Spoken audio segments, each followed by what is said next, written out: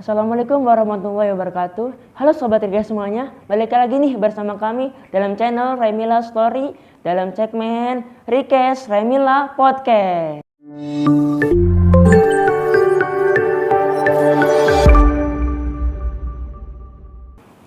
Alhamdulillah, Masya Allah nih teman-teman, di bulan Ramadan ini bulan yang penuh berkah ya. Kita kedatangan tamu spesial nih yang ada di depan mata saya, yaitu Ustadz Wesh. Masya Allah. Gimana Ustadz? Assalamualaikum, gimana kabarnya? Waalaikumsalam warahmatullahi wabarakatuh. Alhamdulillah baik, apa kabarnya? Mudah-mudahan semua juga pada sehat. Alhamdulillah Ustadz. Sarapan udah? Ya sudah, tadi jam 4. Oh iya bener, sahur ya maksudnya? Iya maksudnya. Lemes kalau nggak sahurnya Ustadz.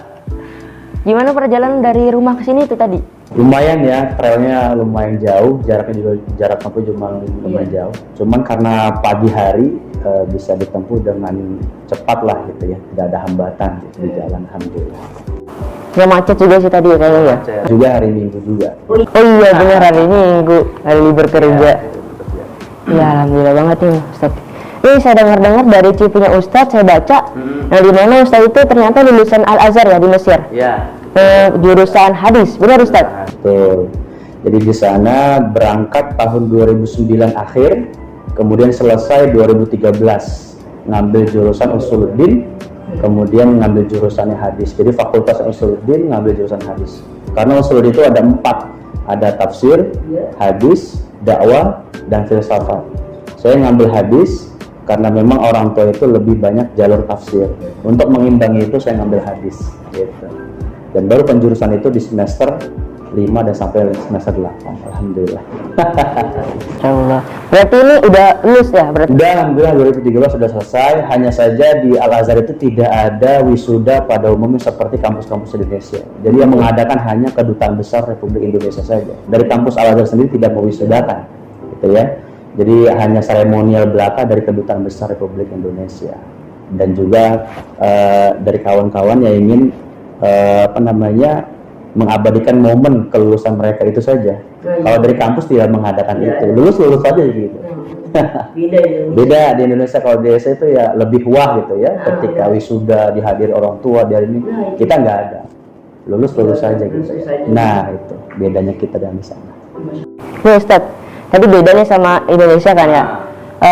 Katanya Ustadz tuh lulusan hadis nih. Saya mau tahu nih hadis tentang bulan Ramadan itu apa ibunya Ustadz? Ya, untuk menyikapi hadis-hadis ya seputar bulan suci Ramadan, memang yang disampaikan oleh para asatid dalam mimbar-mimbar khutbah Jumat ataupun mimbar-mimbar kutub, sejatinya banyak yang menyampaikan hadis-hadis dhaif. Tapi saya rasa tidak masalah untuk menyampaikan hadis dhaif selama kedhaifan itu tidak sampai berada kepada kepalsuan. Yang ya artinya menggunakan hadis dhaif untuk fadhailul a'mal itu masih sangat diperbolehkan gitu. Seperti halnya man fariha bidukhuli ramadhana haramallahu jasadahu 'alan nar. Siapa yang bergembira dengan menyambut bulan suci Ramadan, maka haram jasadnya disentuh oleh api neraka. Nah, itu banyak sekali hadis itu disampaikan. Tapi untuk riwayat-riwayatnya kita juga tidak pernah tahu. Karena banyak orang yang menyandingkan nama Rasul, padahal Rasul tidak pernah berkata itu. Kan banyak seperti itu. Makanya disiplin ilmu hadis itu untuk mengetahui siapa yang meriwayatkan sampai kepada Rasul. Makanya ada ilmu mustalahul hadis, ada ilmu dirasatul asanid, ada ilmu al-jarh wa ta'dil dan sebagainya macamnya. Itu disiplin ilmu hadis untuk mengetahui riwayat hadis ini apakah dhaif, apakah sahih, hasan jawabannya atau lain sebagainya macam. Berarti emang hadis itu dari benar-benar Rasul? Iya, artinya hadis itu kan ada yang riwayah, ada yang diroyah. Apa itu riwayah? Riwayah itu teks dan maknanya persis apa yang Rasul sampaikan. Tidak ada yang dibuang, tidak ada yang dikurangi, dan tidak ada yang dilebihkan. Berbeda dengan diroyah. Diroyah itu apa yang disampaikan oleh Rasul, tapi bisa dirubah redaksinya. Tapi tujuan hadis itu sama. Seperti halnya guru menyampaikan A. Memang tujuannya benar ke arah sana, tapi cara penyampaiannya berbeda. Sama halnya dengan 5 tambah 5 itu 10. Apakah untuk mencapai angka 10 harus 5 tambah 5? Tidak. 7 tambah 3 boleh 10. 8 tambah 2 boleh 10. Yang penting ujungnya sama. Itu namanya ilmu hadis diroyah. Jadi ketika hadis itu berbeda, teksnya riwayatnya dengan apa yang Rasul sampaikan, itu tidak masalah. Artinya sama. Nah, banyak belakangan ini orang yang menyikapi kok teksnya beda dengan apa yang Rasul sampaikan. Padahal ya sama saja sejatinya, maknanya sama gitu ya. Itu namanya diroyah gitu ya. Jadi untuk mencapai angka 10, kita tidak mesti hanya 5 tambah 5, tapi 8 tambah 2, 7 tambah 3, 6 tambah 4. Itu konteks hadis gitu ya. Banyak lagi ya disiplin ilmu hadis yang mesti kita pelajari. Karena memang banyak orang yang merusak agama Islam itu lewat hadis. Kenapa lewat hadis? Karena kalau di Quran itu nggak nambah, nggak kurang. Tapi kalau hadis, yang banyak riwayat hadis itu sampai 23 tahun lamanya mereka meneliti hadis, itu mereka mampu menyusupi pemahaman-pemahaman yang sekiranya tidak disampaikan oleh baginda Rasul. Begitu. Ya, itu. Gitulah. Maka ancamannya jelas, man kadzdzaba alayya muta'ammidan falyatabawa maq'adahu minan nar. Siapa yang berbohong atas namaku, artinya qala Rasulullah sallallahu alaihi wasallam, man jada wajada. Kalau man jada wajada itu bukan hadis. Tapi banyak orang yang mengatakan qala Rasulullah. Nah, ini artinya apa? Berdusta atas nama Rasul.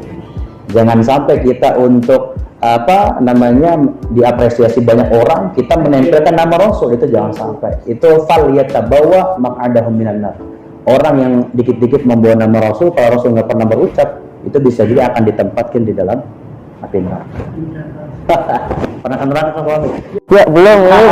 Masih belum Ustaz. Iya. Ya, ke surga lah. Iya, amin. Semua juga harapannya itu. Nah, itu Ustaz. Ya, alhamdulillah banget nih di bulan Ramadan ya Ustaz. Iya. Saya mau nanya banyak kali. Ada benak-benak saya yang pengen ditanyakan ya Ustaz nih. Betul. Kita kan seorang muslim nih. Seorang muslim, kenapa sih diwajibin puasa Ustaz? Kan capek tuh Ustaz dari subuh sampai maghrib kita nahan lapar gitu. Bahkan kita makan telat makan aja nih. Kadang perutnya sakit mah gitu. Itu kenapa? Tujuan berpuasa lebih namanya. Ya, jadi ayat yang sering kita dengar dari para mubaligh, para ashabi, para guru, ya ayyuhalladzina amanu kutiba alaikumusyamu kama kutiba alal ladzina min qablikum. Jelas ujungnya la'allakum tattaqun. Kenapa kita diwajibkan berpuasa? Karena nabi-nabi sebelumnya pun umatnya diwajibkan berpuasa. Karena teksnya kutiba alaikumusyamu kama kutiba alal ladzina min qablikum. Jadi diwajibkan atas kamu berpuasa seperti umat-umat terdahulu diwajibkan juga berpuasa. Maka puasa itu baru disyariatkan 2 tahun setelah Nabi hijrah. Nabi itu di kota Makkah 13 tahun tidak ada syariat puasa, hanya akidah, akhlak. Pokoknya kalimat tauhid itu digaungkan oleh Rasul selama 13 tahun. Karena memang mentok, artinya Nabi bukan kehabisan cara. Karena memang medannya tidak menerima itu, akhirnya Nabi hijrah. Baru hijrah itu dikatakan kalender hijriyah. Nah sekarang 1443. Berarti kan jauh tenggatnya dengan Masehi 2022, nah itu ya sampai 500 tahunan. Nah baru ada syariat puasa itu di tahun kedua hijriyah. Jadi ketika hijrah ke Madinah, Nabi belakangan hijrah itu bersama Abu Bakar. Nah 1 tahun pertama belum ada puasa. Baru tahun kedua ada puasa. Itu tujuannya adalah tadi untuk mengendalikan hawa nafsu. Kemudian di antara ayat yang turun adalah la'allakum tattaqun, supaya kamu menjadi hamba yang takwa, hamba yang penuh pasrah diri, hamba yang takut kepada Allah Subhanahu wa taala. Itu saya rasa seperti itu tujuan kita diwajibkannya berpuasa. Pasti di mana Allah mensyariatkan pasti ada manfaat dan hikmah di dalamnya itu pasti. Berarti memang zaman dulu udah ada puasa kan? Sudah ada puasa. Ya, hanya teknisnya mungkin yang berbeda ya. Teknisnya kayak seperti puasa Daud, kadang puasa besok enggak, besok puasa besok enggak. Kalau kita kan wajib full 30 hari, kecuali yang udzur seperti perempuan haid, nifas, atau orang yang sakit, atau orang yang safar sedang perjalanan itu boleh meninggalkan puasa. Hanya saja nanti mereka menerima resikonya ketika mereka meninggalkan puasa. Harus dikodok lah, bayar fidyah dan sebagainya macam. Itu gimana kodenya Ustaz? Puasa biasa atau gimana? Puasa biasa. Hanya saja orang yang sengaja meninggalkan puasa itu ketika dia mengganti puasa di luar Ramadan itu tidak sama seperti lipatan ganda pahala di bulan Ramadan. Karena kata Nabi, kullu amali ibni adama yudha'aful hasanatu asru amsalihha ila sab'imi'atin. Kata Nabi, setiap anak cucu Adam ketika mereka beramal, mau sholat ke, zakat, puasa, infak, sedekah, itu dilipat gandakan 10 sampai 700. Sholat berjamaah ada persentasenya 27 derajat. Orang melangkahkan kaki ke tempat ilmu 10 kali kebaikan setiap langkahnya. Berarti kalau dari rumah itu berapa kali putaran roda itu? Itu kan banyak. Itu 10 kali kebaikan. Tapi kata Allah, illa saum, kecuali puasa. As-saumu li wa ana ajzibi. Karena puasa itu kaitannya adalah ibadahku. Aku yang banyak dan aku sendiri yang akan mengganti dan juga memberikan pahala kepada hamba-hamba. Jadi kaitannya kalau puasa itu bukan hablum minan nas, langsung kepada Allah. Kita di toilet bisa saja, nggak ada orang kanan kiri minum. Iya itu. Tapi kita mampu menahan itu. Kenapa? Karena kita mampu menghadirkan Allah dalam diri kita. Itu nanti akan menunjukkan kita kepada ranah-ranah ketakwaan kita kepada Allah Subhanahu Wa Taala. Itu tujuannya. Ya berarti emang kayak gitu ya berarti Ustaz. Ada juga kadang orang nih padang puasa, dia mampir ke warteg itu dia. Ya, artinya kita lihat uzurnya dulu. Apa yang menyebabkan dia berangkat kuat siang hari, gitu ya? Apa karena dia kerja berat? Kalau kerja berat, kemudian dia kemudian menyengsarakan tubuhnya, dia boleh saja meninggalkan berpuasa, gitu ya, nggak apa-apa. Tapi nanti di lain waktu setelah Ramadan dia mesti mengkodok. Rugi aja sih ya Ustaz ya. Rugi saja. Pahalanya berkurang. Dilipat gandakan itu. Gandakan. Nah nanti orang yang meninggalkan puasa secara sengaja di luar Ramadan dia mesti ganti. Ketika dia tidak mengganti itu, ketemu Ramadan tahun yang akan datang, dia belum mengganti itu, maka nanti kenanya fidyah. Contoh, saya meninggalkan puasa karena tahun lalu kena COVID 1 minggu contoh. Nah, ketika tahun Ramadan ini saya belum mampu membayar, tiba-tiba besok puasa, sedangkan saya ingat-ingat saya masih punya utang puasa 7 hari. Maka itu harus diganti dengan qada dan bayar fidyah. Apa itu qada? Mengganti puasa tetap 7 hari dan juga membayar fidyah, memberikan makan kepada orang yang membutuhkan atau fakir miskin. Gitu. Nah, orang yang sakit sama juga. Kalau orang yang sakit tidak ada harapan sembuh, dia hanya bayar fidyah. Orang tua kita yang sakit bertahun-tahun tidak ada harapan sembuh, itu tidak boleh, tidak wajib qada, tapi hanya bayar fidyah. Perempuan haid di bulan Ramadan dia berbuka karena haid. Nanti di bulan Ramadan dia mengganti dengan qada, tidak fidyah. Iya. Karena masih mampu ya. Karena masih mampu gitu. Jadi tujuan puasa itu. Oh ya, puasa itu kan saya dengar tadi menahan hawa nafsu. Ya, betul. Itu hawa nafsunya apa aja tuh Ustaz? Yang saya tahu banyakan orang cuma makan minum doang kayak gitu. Iya, apa aja sih hawa nafsu itu? Ya, hawa nafsu itu pernah tergambarkan di mana Nabi ketika pulang perang Badar, sahabat yang euforia ketika perang Badar menang itu ya, karena jumlahnya sedikit, 313 menghadapi 3.000-an orang. Secara logika berarti 1 bandingan 10 atau sampai 100 orang. Itu kan artinya nggak seimbang ya, nggak apple to apple kasarnya. Itu pasti pastikan kalah lah umat Islam itu. Tapi kala itu Allah berkehendak lain dan Muslim menang. Pulang kata Rasul waktu itu terdiam. Sahabat bertanya, ya Rasulullah, kenapa engkau tidak gembira? Padahal ini ada kemenangan besar, itu perang Badar. Kata Rasul, perang Badar itu adalah perang kecil. Yang perang besar itu adalah jihadul hawa, yaitu memerangi hawa nafsu. Sholat pakai hawa nafsu rusak, puasa pakai hawa nafsu rusak, sodako pakai hawa nafsu rusak. Maka untuk menjaga itu kita harus menjihadkan diri kita terbebas dari hawa nafsu. Nah, hawa nafsu ini kan akan masuk kepada ranah batiniyah. Iya, tidak hanya kepada zahiriyah. Karena puasa itu kaitannya kita menjaga zahir untuk tidak makan dari pagi sampai menjelang maghrib, dan juga menjaga perasaan hati dan pikiran kita untuk tidak berlaku aneh yang nanti bakal membatalkan atau merusak pahala kita. Tuh, jangan kita pagi hari ngelihat kopi anteng anget, waduh enak banget itu. Tapi kita mau menahan itu. Ya, itu kan. Nah, hawa nafsu yang lainnya apa? Nafsu duniawi. Pengen ini, pengen itu dan sebagainya. Kita kikiskan itu di bulan suci Ramadan. Karena Ramadan itu menjadikan bulan latihan supaya untuk menghadapi 11 bulan yang akan datang. Jadi sejatinya Ramadan itu hanya sebagai panggung latihan. Supaya panggung latihan ini semangat, dikasih reward. Kamu kalau latihannya bagus, nanti kamu akan saya masukkan ke tim utama. Kata Allah seperti itu kasarnya. Kalau kamu lulus Ramadan, nanti ke depan kamu enak. Puasa Syawal, puasa Asyura atau puasa Ayyamul Bid dan sebagainya. Kamu akan terbiasa itu. Itu untuk menghadapi 11 bulan yang akan datang. Tapi nyatanya orang-orang sekarang ya puasanya pas bulan Ramadan doang, pas udah bulan Syawalnya ya udah males gitu. Ya, itu karena memang bawaan ya, kultur ya. Kultur dikit itu hanya euforia di awal Ramadan saja, setelah Ramadan ataupun di petang Ramadan kita udah banyak yang berbuka gitu ya. Memang kultur puasa di Indonesia itu cukup unik. cukup unik karena memang syariat puasa itu kan diambil dari Timur Tengah datang ke Indonesia dan diterima dengan ragam versi budaya gitu ya.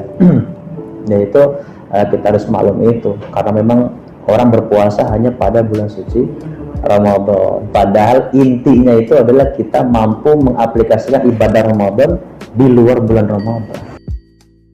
Berarti emang latihan Lah, makanya supaya semangat latihannya dikasih lipatan ganda pahala. Kalau kamu malam tarawih dikasih ini, kamu puasa hari kesekian dikasih ini, itu supaya kita semangat.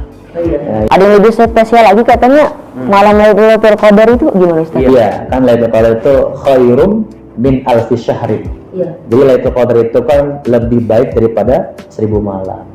Jadi malam ganjil ya kasarnya ya, Lailatul Qadar itu malam 21, 23, 25, 27 sampai 29, 5 malam. Nah, kalau kita mampu memanfaatkannya kelima-limanya, siapa tahu kita mendapatkan itu. Nah, kalau kita mendapatkan itu berarti kita seperti halnya melampaui ibadah umat-umat terdahulu. Dan itu asbabnya di mana Nabi mengajukan banding. Ya Allah, kami ini kan hidupnya hanya puluhan tahun. 60 tahun lah, kasar puluhan tahun saja. Sedangkan tidak sebanding dengan umat-umat Nabi terdahulu. Umat Nabi Nuh sampai 900 tahun lamanya. Itu kalau umat Nabi Nuh ibadah setiap harinya, bisa jadi yang paling banyak masuk surga ya umat Nabi Nuh. Karena memang amalnya paling banyak ya, sampai ratusan tahun. Kata Nabi Muhammad, bagaimana amaliyah pahala kami supaya mengejar kepada amaliyah umat-umat Nabi terdahulu. Begitu. Maka adanya Lailatul Qadar itu ya. 5 hari doang itu Ustaz. Iya, Tapi nggak tahu 5 hari kapan. Di malam 21 ya? Iya, malam 21, 23, 25. Iya, malam ganjil. 10 hari terakhir ya.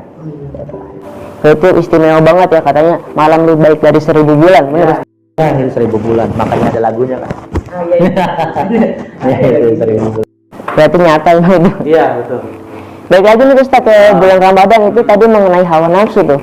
Itu kita menahan lapar sama haus itu makan atau minum itu kan kita sakit. Itu manfaatnya apa sih Ustaz? Bukannya puasa malah nambah sakit ya? Iya, artinya banyak sekali tujuan kita ketika berpuasa supaya sehat. Karena kata Nabi, sumu tasihu. Puasalah kamu, tasihu, senantiasa kamu akan sehat. Sehatnya kenapa? Itu masuk kepada manfaat kita di mana kita menjalankan ibadah puasa.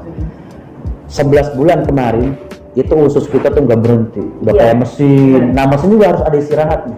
Sama seperti kita mudik ketika membawa mobil itu ada kalanya harus ada di rest area, berhenti sejenak untuk mengademkan mesin gitu ya. Nah, organ tubuh yang ada di dalam juga seperti usus, pencernaan itu harus kita istirahatkan supaya tidak terus bekerja.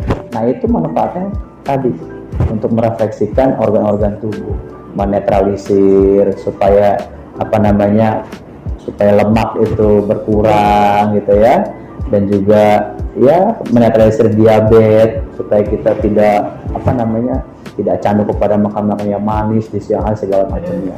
Berarti intinya Allah ciptain puasa itu biar kita sehat ya?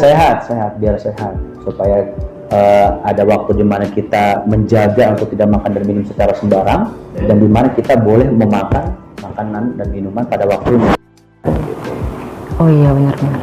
Tapi gimana Ustaz dengan kabar yang misalkan ada teman saya gitu, dia punya sakit mah yang dimana dia nggak kuat gitu nahan puasa dari subuh sampai maghrib, bahkan yang tadi kayak telat makan aja dia sampai perut sakit, itu wajib? Ya, kalau memang uzurnya sampai sedemikian rupa ketika dia menahan lapar dalam sekian jam langsung sakit, maka dia diperbolehkan untuk meninggalkan berpuasa sampai dia pulih itu.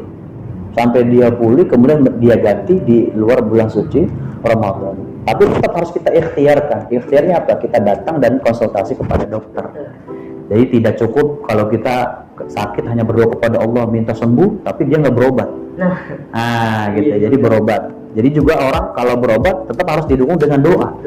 Jangan sampai nanti kita menuhankan obat. Ini gara-gara Milanta nih, mak saya terobati. Bukan. Hakikatnya semua Allah yang menyembuhkan, tapi karena perantara Milanta tadi, itu contoh ya. Iya sih benar. Karena memang bukan dokter yang menyembuhkan, Allah yang menyembuhkan, tapi lewat perantara dokter. Iya benar. Ini apalagi di zaman sekarang Ustaz, katanya kan COVID gitu kan. Ini mengenai COVID nih, kita ada namanya swab gitu. Apalagi kita bulan Ramadan, bulan puasa. kita kan nggak boleh masukkan ke dalam 5 lubang yang dimana hidung ini termasuk gitu, 5 lubang itu. Kita boleh nggak sih antigen gitu, swab di saat bulan Ramadan, batal nggak puasanya Ustaz? Iya. Ulama sepakat memasukkan sesuatu kepada 5 rongga tadi yang disebutkan tadi. Itu kalau sudah sampai jauh itu rongga yang mempertemukan antara hidung dan tenggorokan. Kalau memang ujung swabnya itu sampai masuk ke ranah jauh, maka bisa dikatakan batal. Tapi kalau hanya sekali colok cuma sampai lubang hidung saja, itu tidak mengapa. Tidak mengapa. Tapi kalau memang tembus sampai ke belok gitu ya, sampai ke sini, kan kerasa. Kalau kita pakai obat mata segala macam gitu ya, itu kerasa pahitnya di sini. Itu namanya jauh rongga mulut yang ada di sini. Dan itu akan membatalkan puasa kalau kita menggunakan swab antigen. Maka dianjurkan ketika kita mau melakukan swab atau PCR itu dilakukan di malam hari ketika berpuasa kalau di bulan Ramadan. Lain halnya nanti kalau dengan suntik vaksin gitu ya. Kalau suntik vaksin tidak lewat 5 rongga tadi. Tidak batal kalau hanya dari vaksin saja. Tapi swab itu berarti batal? Batal kalau dia sampai ujung sini. Makanya tinggal kita konfirmasi aja sama dokter. Bu dokter, ini swabnya sampai ujung bagaimana? Ya sampai ujung lah sini. Ya udah pasti batal. Karena memasukkan sesuatu. Berarti buat wanti-wanti aja kita malam hari ya? Malam hari saja gitu. Kita minta swabnya di malam hari. Jangan di siang hari karena membatalkan. Kalau pemikiran saya itu kan buat kesehatan, berarti dibolehin nih kayaknya kayak gitu. Ya, itu daripada uzur lain, tapi kita masih punya solusi. Uzur ketika punya solusi, lalu kita ambil solusi yang mudah. Kapan? Malam hari. Kita masih menemukan solusi. Tapi kalau tidak menemukan solusi, maka itu akan menemukan kedaruratan. Boleh. Gitu. Ad-daruratu tubihul mahdhurat. Berarti untuk kesehatan kalau nggak ada solusi ya berarti boleh-boleh saja kita antigen. Tapi kalau masih ada solusi antigennya atau swab PCR-nya di malam hari, maka kita lakukan di malam hari. Jangan memaksakan. Iya. Kecuali kita niat nggak mau puasa, nggak apa-apa. Gitu. Niat banget nih nggak mau puasa. Berarti swabnya itu batal ya, nggak boleh Ustaz? Batal, hukumnya batal. Terus saya mau nanya lagi Ustaz, kira-kira puasa gitu, apa aja syaratnya? Syarat puasa ya. Pertama syarat syaratnya adalah Islam. Itu ya. Bisa dikatakan bukan nggak boleh saja. Kan umat terdahulu kan puasa gitu ya. Cuman ada klasifikasi khusus. Sah dikatakan sah. Kemudian dia berakal. Kalau orang gila kira-kira puasa tamyiz. Kedua, 3 tamyiz. Orang yang mampu membedakan. Anak usia 7 tahun dia masih dilatih puasa setengah hari sama orang tua. Itu kan tidak dikatakan sah puasanya gitu ya. Kalau dia belum tamyiz gitu. Kemudian dia mampu menahan lapar dan haus dari pagi sampai menjelang maghrib. Terus yang sholat wajib ini Ustaz, kan sholat wajib nggak termasuk sahnya ya? Syarat sah puasa? Itu berbeda. Itu dia, makanya saya bingung. Ini ada teman saya yang dimana dia sholat wajibnya nggak dikerjain, tapi puasanya dikerjain. Jalan wajib nggak jalan, iya. Itu 2 wajib yang berlainan ya, tidak masuk kepada satu komponen puasa. Artinya ketika dia melaksanakan puasa, tapi tidak sholat, puasanya tetap sah. Iya. Tapi di sisi lain dia juga melakukan itu tidak sholat itu ya, berarti berlaku maksiat. Artinya seri dong. Kosong-kosong. Oh iya benar. Puasa, sholat enggak 0. Ya udah, hilang puasanya Pak. Dia bisa jaga nafsunya ya, nurutin nafsu terus nggak mau sholat. Sholat itu kan wajib 5 waktu, di selain Ramadan pun wajib. Iya itu benar. Untuk apa kita puasa kasarnya, sedangkan tidak sholat gitu ya. Tapi kalau untuk sah, dia sah puasanya karena dia menjaga makan dan minum dari pagi sampai menjelang maghrib. Tapi tidak untuk sholatnya karena dia tidak melakukan sholat. Gitu. Jadi seperti halnya kita menuangkan air di gelas, tapi gelasnya bocor. Iya benar. Jadi penuh airnya sejenak, tapi rembes juga airnya. Iya sih benar juga sih kayak gitu ya. Sayang banget gitu. Puasanya jalan, gue mau puasa tapi nggak sholat sama aja gitu. Gitu. Jadi melakukan kewajiban yang satu menggugurkan kewajiban yang lain. Nah itu. Jadi impas akhirnya nggak dapat apa-apa. Kasihan doang, nahan doang dia. Kecuali dia meninggalkan sunnah ya, boleh saja. Kalau sunnah kan al-isabu ala fa'ilihi wa la yu'aqabu ala tarikihi. Kalau sunnah itu dapat pahala kalau dikerjakan, tidak mengapa kalau ditinggalkan. Gitu, tidak mengapa. Tapi kalau sholat wajib hukumnya. Kalau kita nggak sholat berarti dosa. Terus sama nggak nih sama halnya perempuan itu kan memakai hijab wajib ya, wajib. Nah di mana dia puasa juga, cuman ya nggak pakai hijab ya, itu kan auratnya kan. Iya, Itu gimana? tadi seperti halnya kewajiban yang lain ya, masuk kepada ranah kewajiban yang lain, tidak pada satu komponen. Tetap puasanya dikatakan sah. Tapi di sisi lain dia juga membuka aurat, dan itu nanti kaitannya berbeda lagi pada resiko yang dia dapat nantinya gitu kan. Makanya ketika orang berpuasa harus mampu menjaga dari sisi yang lainnya, menjaga menjaga sholatnya, menjaga auratnya, menjaga pandangan segala macamnya, itu kita harus jaga gitu. Gitu. Jangan sampai kita melakukan puasa tapi menggugurkan ibadah-ibadah yang lainnya. Makanya kita harus petakan yang sekiranya masih dikategorikan usul, itu jangan sampai kita tinggalkan. Apa itu usul? Usul yang nggak bisa kita rubah dan tidak ada pertentangan pendapat, seperti syahadat. Itu usul namanya. Usul itu pancang, nggak boleh ada yang berbeda pendapat. Kemudian sholat wajib sholat, nggak ada yang boleh mengatakan sholat itu sunnah. Tetap zakat wajib, gitu ya. Puasa wajib, haji juga kalau mampu. Ini nggak boleh digoyang. Tapi nanti ketika masuk ke dalam ranah masing-masing, zakat nanti ada zakat profesi, ada zakat harta, ada zakat emas, itu nanti akan berbeda pendapatnya kalau sudah masuk ke arah sana. Namanya furo, cabang-cabang gitu ya. Iya sih. Berarti itu sama aja lagi halnya seperti ghibah, benar gak Ustaz?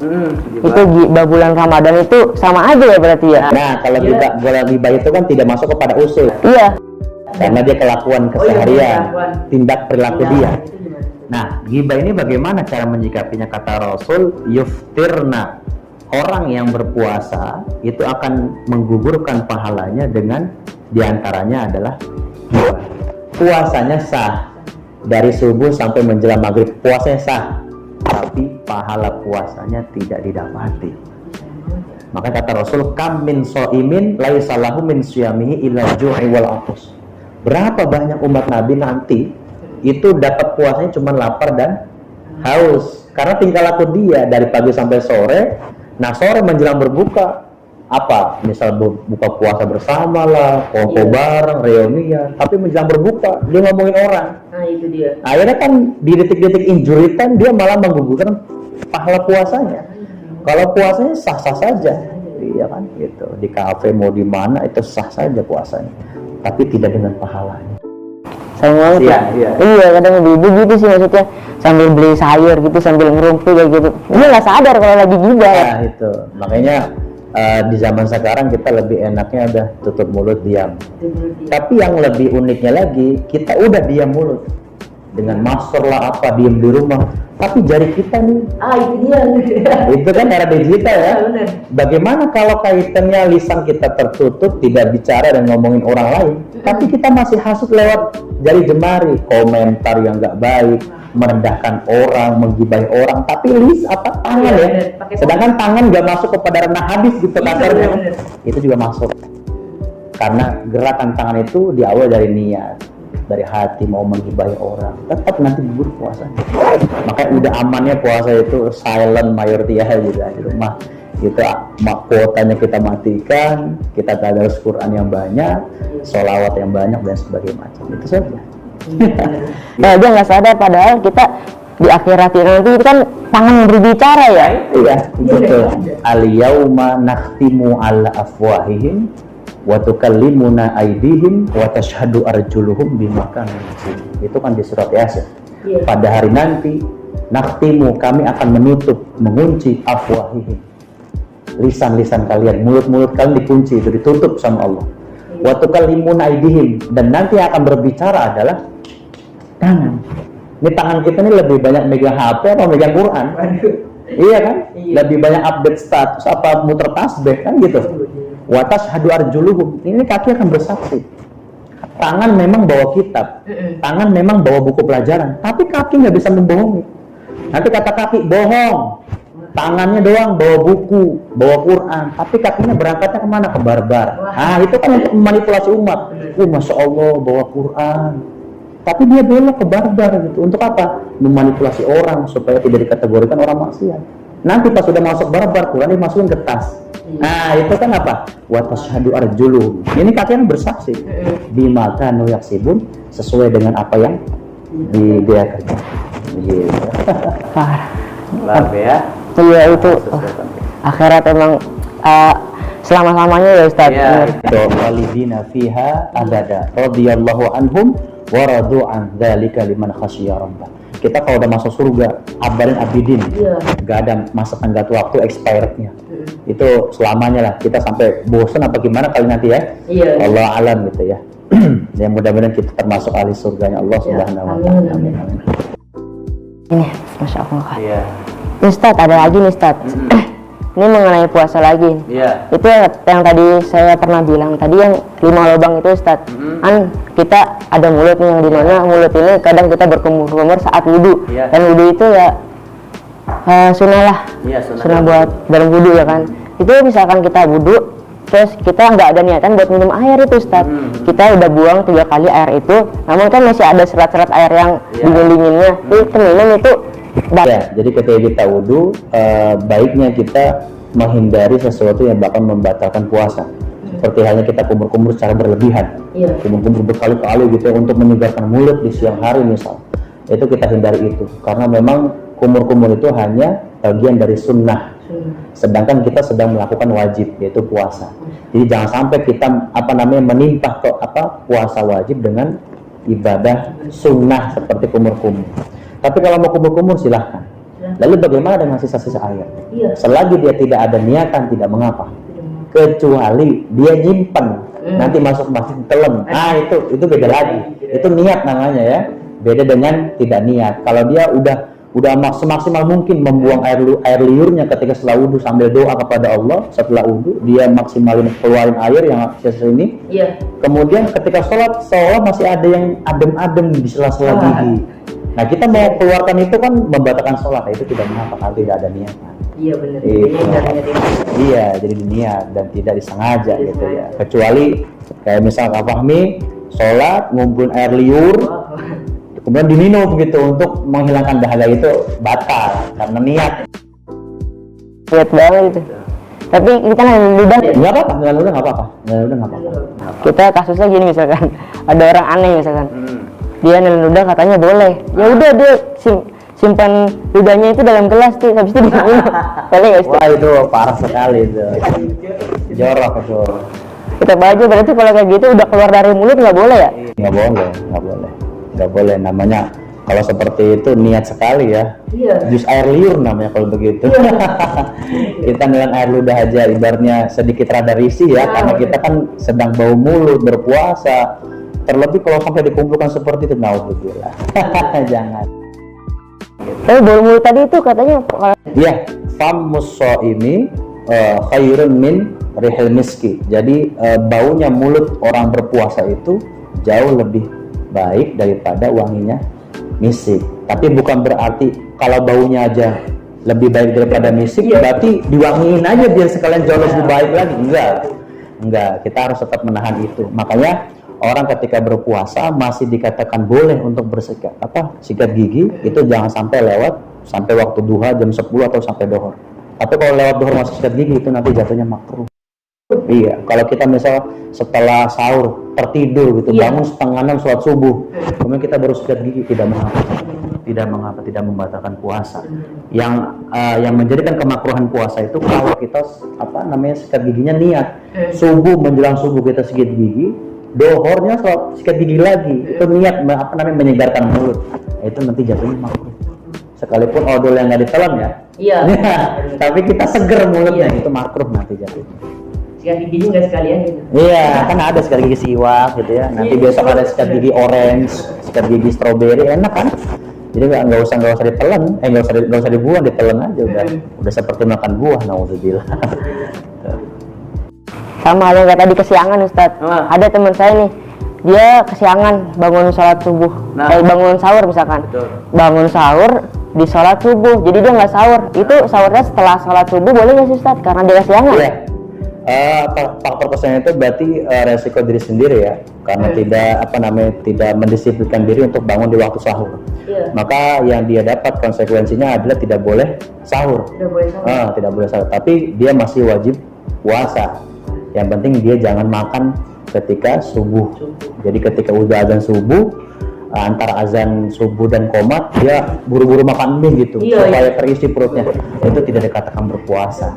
Jadi mendingan sekalian kosong perutnya tapi niat malamnya sudah ada, teruskan puasa gitu. Nah makanya kalau wajib dengan sunnah itu berbeda. Berbeda di mana? Kesiangan di bulan Ramadan itu mesti terikat dengan niat. Tapi kalau puasa sunnah Senin Kamis itu tidak terikat dengan niat. Contoh, kita anak kos-kosan di akhir bulan kita nggak punya uang. Nah, ketika hari Senin, malam Seninnya itu kita ya biasalah begadang segala macam. Pas ketika tidur bangun jam 9, subuh kesiangan, pas mau sarapan nggak punya duit, namanya anak kos-kosan. Akhirnya dia niat, saya niatkan puasa untuk Senin Kamis, hari Senin. Jadi puasanya itu hari Senin ya. Kemudian dia lanjutkan sholat subuh dengan niat qadha lillahi ta'ala. Tapi tidak berlaku untuk wajib. Kalau wajib itu harus terikat dengan niat. Malamnya harus niat wajib. Nah, wa itu sauma ghadin an ada'i fardhi syahr. Itu harus niat malam. Sekalipun nanti dia nggak sahur, kesiangan, bangun jam 8, lanjutkan puasanya. Kalau dia niat. Tapi kalau nggak niat, tidak menjadikan kewajiban berpuasa. Itu berbeda nih, faktornya sama sunnah sama wajib. Kalau wajib harus niat dari awal. Dari awal. Tapi kalau sunnah itu di pertengahan jam 9 siang, pagi gitu, kita mau sarapan nggak punya uang, kita dari subuh sampai jam 9 belum kena apa-apa ini mulut dan perut, lanjutkan puasa. Niat, saya niat puasa Senin, dapat puasa. Ramadan nggak boleh karena wajib niat malam harinya, begitu. Karena seharusnya dia tahu ya bulan Ramadan itu puasa. Kenapa nggak niat dari? Makanya orang yang kesiangan itu sekalipun sudah kesiangan tetap diwajibkan sholat. Bangun jam 8, subuhnya udah kelewat, udah saya puasa aja lah, subuhnya nggak sholat subuh, tetap dikatakan wajib menjalankan sholat subuh karena dia masuknya udzur ya. Udzur itu berarti dia ketiduran. Udzur satu ada dua, satu ketiduran, dua lupa. Nggak apa-apa ninggalin sholat. Nih saya nih nggak apa-apa ninggalin zuhur nanti, asal saya niat ketiduran ya, dari jam 10 sampai jam 3 lupa zuhurnya, ada ketidur nggak apa-apa. Tapi langsung ketika bangun langsung zuhur, qadha lillahi ta'ala. Masya Allah, berarti kalau bulan Ramadan itu nggak boleh neko-neko ya? Harus niat dari awal. Iya, harus niat malamnya gitu kan. Makanya kita setelah tarawih kan dipandu oleh imam untuk membaca niat secara berjamaah. Itu saja. Ada lagi nih kasus teman saya Ustadz, katanya dia namanya laki-laki nih, mungkin ya pernah ngalamin mimpi basah nih Ustadz. Mimpi basah, dia nggak sadar bangunnya setelah sebelum subuh, menjelang subuh lah kayak gitu. Itu gimana Ustadz? Diduluin sahurnya atau kita mandi wajib dulu? Iya, menyikapi orang yang mendapati junub, mau dia masih jomblo karena mimpi basah atau karena dia sudah suami istri berhubungan malamnya, kemudian mendapati mepet waktu menjelang sahur, menjelang subuh ya. Sahur saja nggak apa-apa. Sahurnya selesai, kemudian azan subuh. Azan subuh berkumandang selesai, kita mandi, nggak apa-apa. Nggak apa-apa. Tapi duluin sahur ya? Nggak apa-apa duluin sahur gitu ya. Jadi untuk mandi itu tidak ada kaitan kepada kewajiban kita berpuasa, itu mandi saja. Karena Nabi itu diriwayatkan oleh Sayyidatuna Aisyah, Rasul itu mendapati malamnya junub, kemudian mandinya setelah sholat subuh. Jadi diperbolehkan. Iya gitu ya. Jadi misal kalau itu masih mending, bangun menjelang subuh masih mendapatkan sahur. Kadang kan ada orang yang bablas, bangunnya setengah 6, tapi dia mimpi basah di siang Ramadan, di bulan Ramadan. Lanjut saja, bangun setengah 6 dia mandi junub, naitul ghusl rafil al-istakbari anil junubi fardhu ta'ala. Yang penting malamnya dia udah niat puasa. Jadi habis mandi sholat subuh udah jadi puasanya sampai sore. Nggak usah sahur berarti udah nggak bisa. Sahur itu resiko dia, gitu, karena kayak enakan mimpi semalam. Berarti sahur itu belum termasuk batas ini ya, puasa gitu. Batas puasanya itu di pas subuh. Iya, udah nggak boleh. Jadi adanya waktu imsak itu waktu kehati-hatian. Jadi untuk bukan berarti waktu imsak itu wajib kita berhenti, tidak, tapi hanya kehati-hatian supaya orang yang kesiangan bangunnya ketika waktu imsak dia masih ada waktu makan dan minum sekalipun sebentar. Nah orang yang keenakan makan harus di stop dengan waktu imsak, khawatir nanti kebablasan sampai waktu subuh masih makan. Makanya ada waktu imsak. Iya, berarti subuh lah ya, batasnya udah nggak boleh makan sambil minum. Jadi sebelum azan subuh lah ya, sebelum subuh. Alhamdulillah nih, Masya Allah, banyak banget nih ilmu yang saya serap dari Ustadz nih. Saya banyak belum tahu tadi mengenai. Iya, artinya ini sharing saja dari apa yang saya dapat, yang saya pelajari. mudah-mudahan manfaat buat diri saya pribadi dan kawan-kawan yang lainnya, terutama khusus buat Kak Fahmi lagi. Nah mungkin teman-teman nih, tadi udah panjang lebar banget nih saya ngobrol sama Ustadz nih yang Masya Allah sesuai dengan temanya, yaitu Ramadan kita, puasa kita totalitas, Ramadan kita berkualitas. Nah jadi mulai dari sekarang nih kalau udah denger podcastnya, kita berkualitas nih Ramadannya nih. Dalam artian ya yuk istiqomah gitu, istiqomah dalam ibadah, istiqomah dalam puasa gitu. Yuk gencarin baca Al-Quran, dalam hal-hal kebaikan lainnya yuk gitu.